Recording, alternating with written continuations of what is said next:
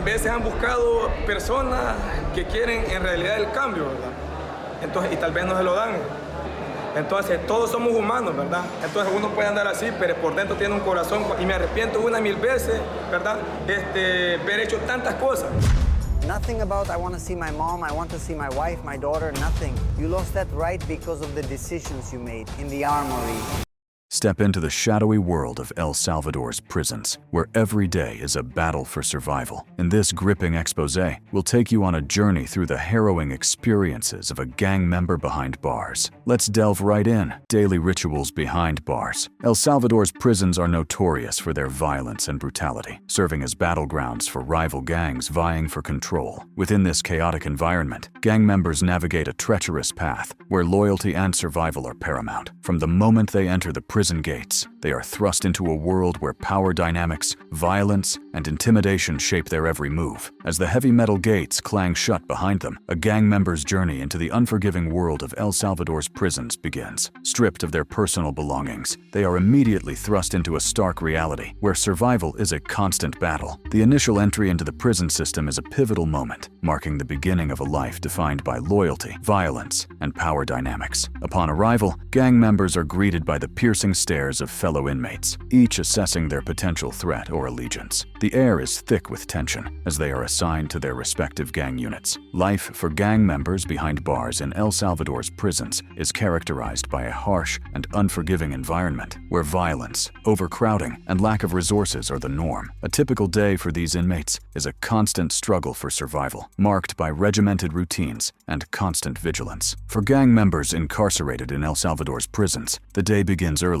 often before the sun rises. As the first light filters through the small, barred windows of their cramped cells, inmates stir from their restless sleep. Many rise groggily from their thin, threadbare mattresses, while others may still be awake, having spent the night on edge, alert to the sounds of the prison around them. The morning routine in prison is a stark contrast to the freedom of the outside world. Gang members wake to the harsh reality of their confinement. Surrounded by concrete walls and steel bars, there is little privacy or personal space. Cells are often overcrowded, with multiple inmates crammed into tight quarters meant for far fewer. After rising, inmates may engage in basic hygiene rituals, such as washing up in communal sinks or makeshift showers. However, access to clean water and sanitation facilities is often limited, exacerbating the already challenging conditions of prison life. In the confined and regimented world of El Salvador's prisons, gang members adhere to a strict daily routine that governs their lives. From the moment they wake until they lay their heads down at night, their days are filled with a series of rituals and activities that help them maintain their identity, communicate with their fellow gang members, and navigate the challenges of prison life. Communication is a vital aspect of a gang member's daily routine. In a system where secrecy is paramount, they have developed their own unique language known as caliche. This slang, filled with coded words and phrases, allows them to communicate discreetly, evading detection by prison authorities. Through caliche, they can relay messages, share information, and maintain a sense of unity within their gang. Recreation, though limited, plays a crucial role in the daily lives of gang members. Physical exercise is not only a means to stay fit, but also a way to assert dominance and display strength. Gang members engage in intense workouts, pushing their bodies to the limit. These exercises serve as a form of self-discipline and a reminder of the physical prowess required to survive in the harsh prison environment. Mealtimes are communal affairs, where gang members come together to share food and reinforce their sense of unity. These meals are often simple, consisting of basic staples provided by the prison. As they eat, they discuss plans, strategies, and the latest news from both inside and outside the prison walls. These gatherings serve as a reminder of their shared purpose and the bonds that tie them together. Survival strategies are a constant consideration for gang members in prison. They must navigate the delicate balance between asserting their dominance and avoiding unnecessary conflicts. They learn to read the subtle cues and body language of others, always aware of potential threats or opportunities. They develop a heightened sense of situational awareness, constantly assessing their surroundings and the people within them. Once the morning rituals are complete, gang members must navigate the complex and dangerous world of prison politics. politics. Gang affiliation is a defining aspect of life behind bars in El Salvador, with inmates often aligning themselves with one of the country's notorious gangs, such as MS-13 or Barrio 18. Within the prison walls, gang hierarchy is paramount, and inmates must adhere to strict codes of conduct enforced by their respective leaders. Loyalty to the gang is expected above all else, and any perceived betrayal or disloyalty can have deadly consequences. In this environment, alliances and rivalries are constantly shifting as inmates jockey for power and influence. Within the prison hierarchy, gang members must tread carefully, navigating a delicate balance of alliances and rivalries to ensure their own safety and survival. Contraband plays a significant role in the daily lives of gang members. Despite strict security measures, illicit items such as drugs, weapons, and cell phones find their way into the prison. Gang members rely on these items to maintain their power, protect themselves, and carry out their operations. The acquisition and distribution of contraband become part of their daily routines, often involving intricate networks and covert transactions. In their quest for survival, gang members also engage in various forms of self-expression. Graffiti and murals adorn the prison walls, showcasing their pride, identity, and allegiance to their gang. These artistic expressions serve as a visual representation of their power and a reminder of the outside world they long to return to. As the day progresses, gang members must contend with the monotony and hardships of prison life. Meals are often meager and unappetizing, consisting of bland, institutional fare served in crowded mess halls. Food shortages are common, and inmates may resort to trading or bartering with one another to supplement their rations. As the day draws to a close, gang members retreat to their assigned cells or dormitories. Here, they find a momentary respite from the harsh realities of prison life. In these confined spaces, they seek solace, reflect on the events of the day, and mentally prepare for the challenges that await them tomorrow. For many gang members, sleep is elusive as they lie awake, haunted by the specter of violence and uncertainty that looms over their every moment. In the darkness of night, they may find themselves consumed by thoughts of their families and loved ones who remain beyond the prison walls, a world away from the harsh realities of life behind bars. In the quiet hours of the night, gang members may find solace in prayer or meditation, seeking strength and resilience to endure another day in the unforgiving world of El Salvador's prisons. As they drift off to sleep, they may cling to the hope that the next day will bring a reprieve from the violence and hardship that defines their existence, even as they know that the reality of life behind bars offers little in the way of comfort or respite. The daily rituals and routines of gang members in prison in El Salvador are a delicate balance between survival, loyalty, and maintaining a sense of identity. Each day brings new challenges and dangers, but through their rituals, they find a semblance of order and purpose in an otherwise chaotic and unforgiving world. Life of a gang member in El Salvador's mega prison. Unlike other prisons in El Salvador, the mega prison is rather the greatest in size, capacity, security, and every other factor to consider in between. Upon entering the mega prison, the gang members are immediately stripped of their individuality. Their heads are shaved, and their bodies are sometimes adorned with tattoos that serve as permanent markers of their affiliation. However, these are actual footage of gang members in the facility. Inside, inmates undergo extensive body searches, utilizing advanced technology to detect hidden items. Once cleared, they're assigned to their respective modules. However, access is strictly limited, with only authorized personnel allowed entry. More than 12,000 alleged gang members from El Salvador coexist in this sprawling complex, inaugurated by President Nayib Bukele as the flagship of his relentless war against the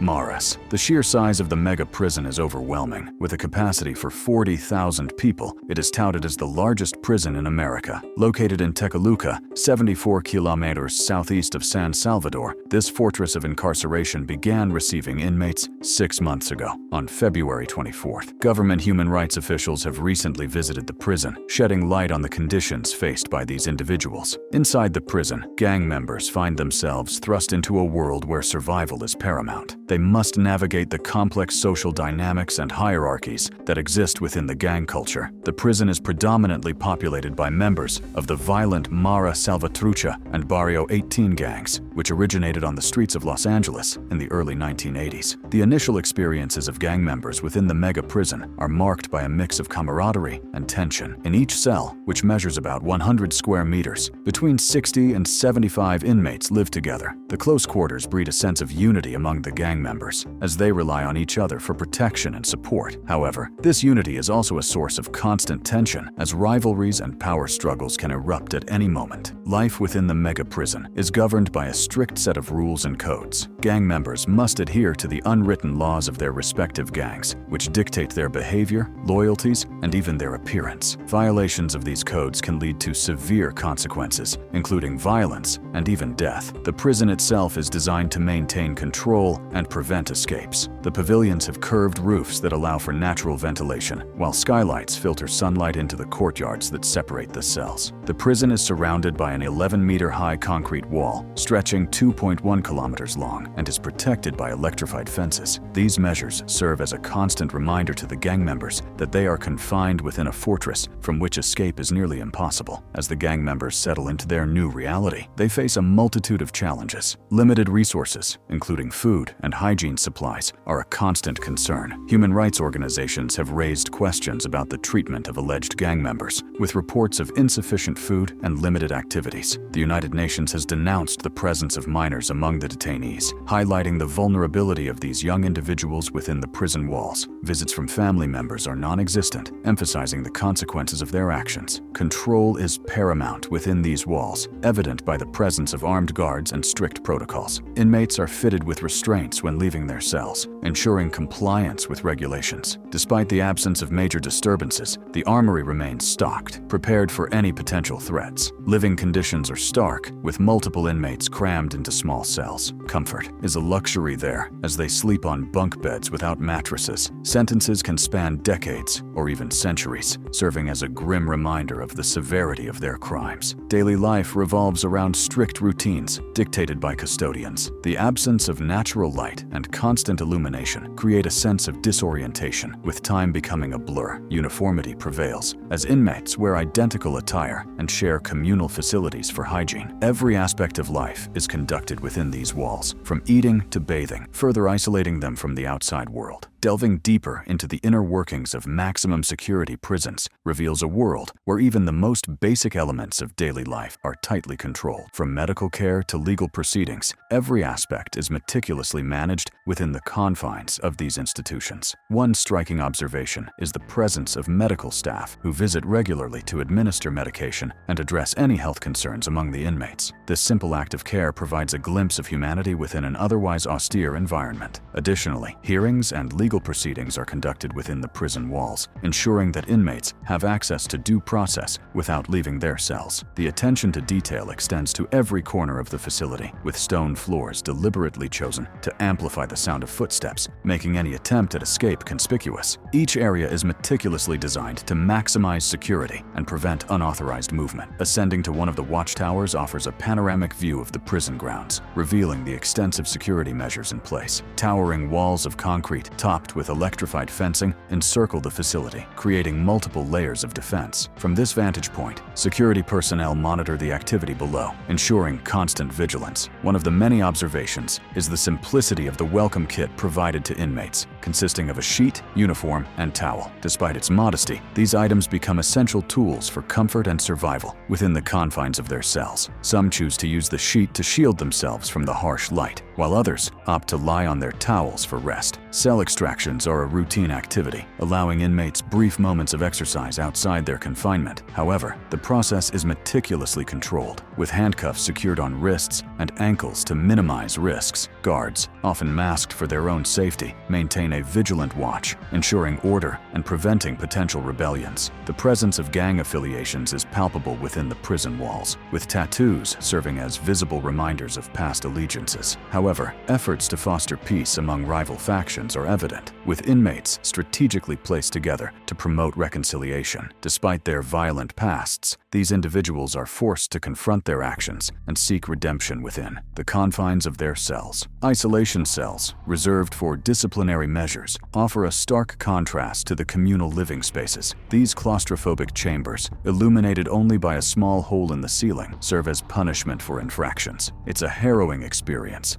heightening feelings of isolation and despair. Food, while provided in regular intervals, is basic and uniform for all inmates. Meals consist of rice, beans, and tortillas, with minimal variation. Each plate is meticulously weighed to ensure fairness, with even the serving staff comprised of low-risk inmates from other facilities. Engaging with inmates offers a glimpse into their tumultuous pasts and uncertain futures. Many recount tales of violence and regret, acknowledging the consequences of their actions. Despite their circumstances, there's a glimmer of hope for redemption and a desire to break free from the cycle of crime and incarceration. Having an overview of the prison, one can't help but feel a mix of emotions: relief, empathy, and a renewed sense of awareness. The experience serves as a reminder of the complexities of human nature and the enduring struggle for redemption. Inside El Salvador's crime belly, El Salvador, a Central American country with a rich cultural heritage, has had a turbulent history marked by periods of violence and political instability. One significant factor contributing to its challenging social landscape is the high crime rate, often associated with organized criminal groups, street gangs, and drug trafficking. This issue has been a persistent concern for both the Salvadoran government and its citizens, shaping the country's history and impacting its socio-economic development. Historically, El Salvador has experienced periods of political instability and civil conflict, including a brutal civil war that lasted from 1979 to 1992. The origins of El Salvador's crime belly can be traced back to the Salvadoran Civil War and the deportation of gang members from the United States. However, the reality for Salvadoran immigrants in Los Angeles was far from ideal. Faced with poverty, discrimination, and a lack of opportunities, many young Salvadorans found themselves drawn into a life of crime. In order to protect themselves and establish a sense of belonging, they formed gangs as a means of survival. It was in the streets of Los Angeles that MS-13 and Barrio 18, two of the most notorious gangs in El Salvador, were born. These gangs quickly gained a reputation for their brutal tactics, territorial disputes, and involvement in drug trafficking. As the Salvadoran Civil War came to an end, the United States began deporting Salvadoran gang members back to their home country, unknowingly exporting the seeds of a burgeoning gang problem. With the arrival of these deported gang members, El Salvador soon became a breeding ground for gang activity. The country's already fragile social and economic conditions provided fertile ground for the gangs to thrive. Poverty, lack of education, and limited job opportunities pushed many young Salvadorans into the waiting arms of the gangs, seeking a sense of belonging and protection. As the influence of MS-13 and Barrio 18 grew, so did their grip on El Salvador's communities. Extortion, drug trafficking, and violence became the norm as the gangs fought for control over territories and resources. The consequences of crossing these gangs were severe, with brutal acts of violence serving as a warning to those who dared to defy their authority. During this conflict, the country was ravaged by violence and human rights abuses, with both government forces and leftist guerrilla groups perpetrating atrocities. The legacy of this conflict continues to affect the social fabric of the country and has contributed to the proliferation of gangs and organized crime. In recent years, El Salvador has consistently ranked among the most dangerous countries in the world, with homicide rates far exceeding the global average. Factors such as poverty, unemployment, and a lack of opportunities contribute to the prevalence of crime, as marginalized communities are often drawn into the cycle of violence. Throughout the past few decades, El Salvador has experienced fluctuations in its crime rates. In the early to mid-1990s, following the end of the Salvadoran Civil War, homicide rates gradually increased, with a peak in 2015 when the country reported over 6,000 homicides, translating to a rate of around 103 homicides per 100,000 inhabitants. This was primarily attributed to the influence of gangs such as Mara Salvatrucha, MS-13,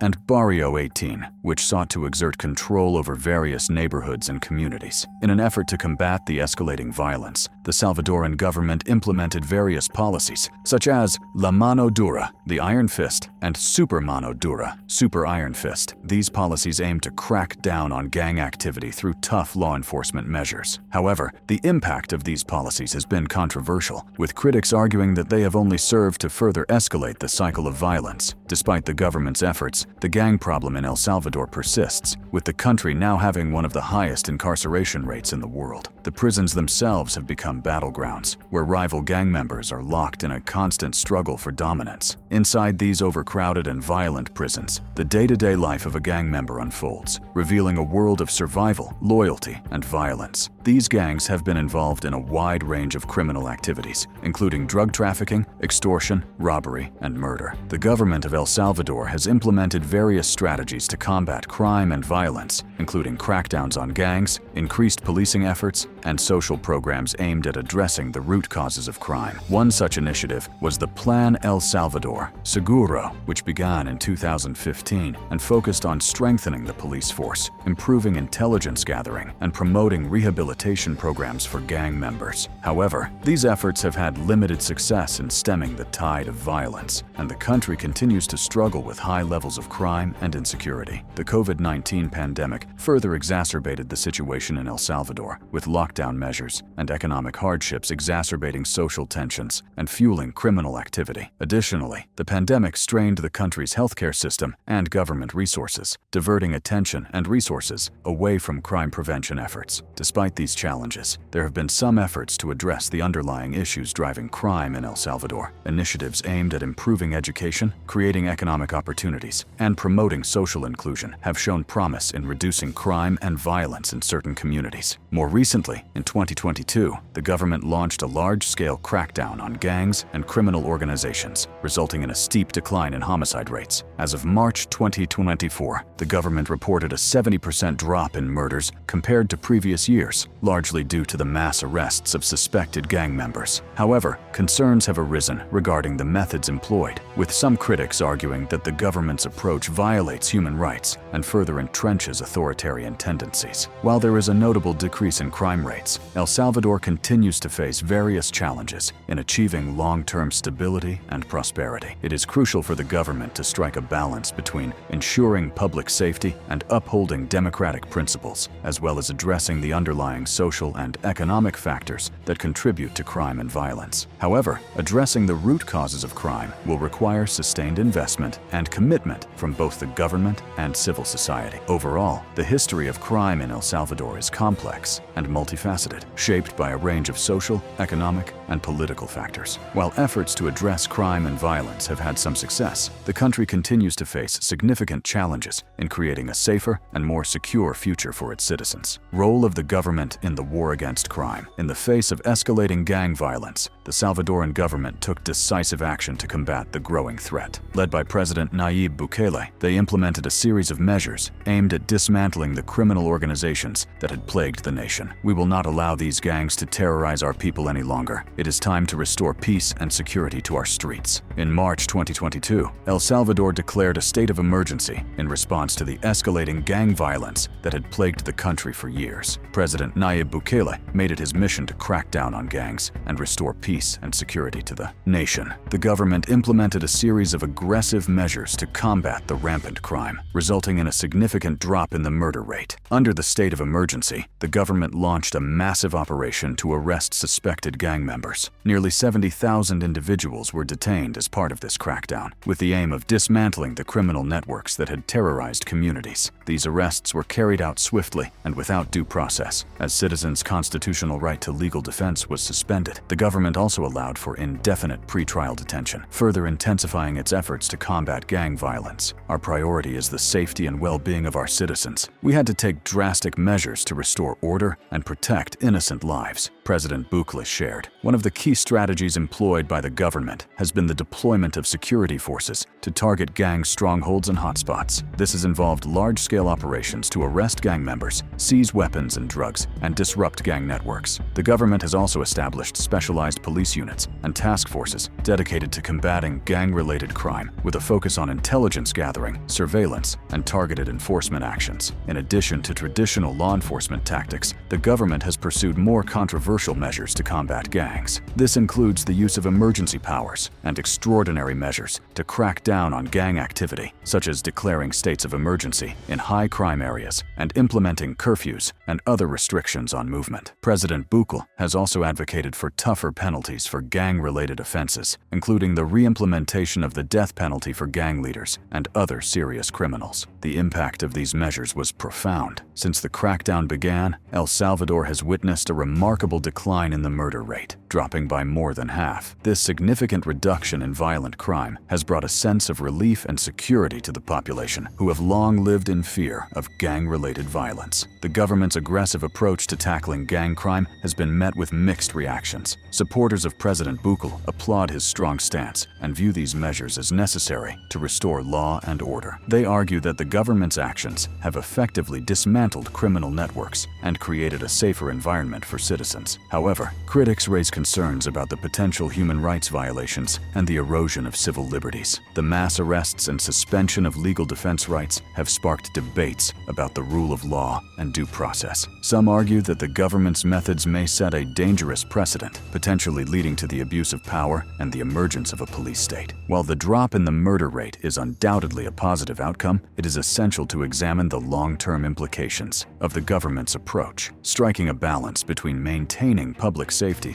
and upholding democratic principles is crucial. The government must ensure that the rule of law is upheld and that individuals are afforded their constitutional rights. Even in the fight against crime, the crackdown has been effective in dismantling gang networks and disrupting their criminal activities. We are committed to eradicating this menace from our society. While the crackdown has been popular among Salvadorans tired of gang violence, it has also faced criticism from human rights groups. They argue that the arrests have been arbitrary, leading to concerns about the violation of civil liberties. We cannot sacrifice civil liberties in the name of security. The government must ensure that due process is followed and innocent individuals are not caught in the crossfire. Concerned citizens shared. The overcrowded prisons and the harsh conditions faced by inmates raise serious concerns about human rights abuses. We must find a balance between security and respecting individual rights. The United States, along with other international organizations, has urged the Salvadoran government to respect due process and civil liberties. They have emphasized the importance of striking a balance between security measures and protecting individual rights. I feel safer now that the gangs are being targeted. It's about time someone took action. Here is one of the many comments of people who are supporters of the movement. But we must also ensure that innocent people are not caught up in the crackdown. We need a fair and just system. The government's iron fist approach to the gang crackdown has garnered attention both domestically and internationally. While some praise the policies and call for similar security measures in their own countries, others raise concerns about the methods used and the potential for abuse of power. In addition to law enforcement measures, the government has also implemented social programs and initiatives aimed at addressing the root causes of gang violence. This includes efforts to provide education, job training, and economic opportunities to at-risk youth, as well as programs to promote community development and social cohesion in gang-affected areas. Despite these efforts, the challenge of gang-related crime remains a significant issue in El Salvador. Gangs such as MS-13 and Barrio 18 continue to exert influence and control over large swaths of territory, engaging in extortion, drug trafficking, and other criminal activities. The cycle of violence perpetuated by these gangs has contributed to high levels of insecurity and instability in the country, undermining efforts to promote economic development and social progress. The United States has expressed support for El Salvador's efforts in combating gang crimes, while also urging the government to protect civil liberties. The international community closely watches the balance between security measures and individual rights. Salvadoran citizens have mixed opinions, with some feeling safer due to the crackdown, while others emphasize the importance of a fair and just system that respects individual rights. The gang crackdown in El Salvador serves as a stark reminder of the complex challenges faced in the pursuit of security and justice. It raises important questions about the long-term impact of these measures and the need to find a balance that safeguards both the well-being of citizens and the protection of individual rights. The future of El Salvador hinges on finding this delicate balance. It requires a comprehensive approach that not only focuses on law enforcement, but also addresses the underlying issues of poverty, inequality, and lack of opportunities for young people. Only by addressing these root causes can El Salvador achieve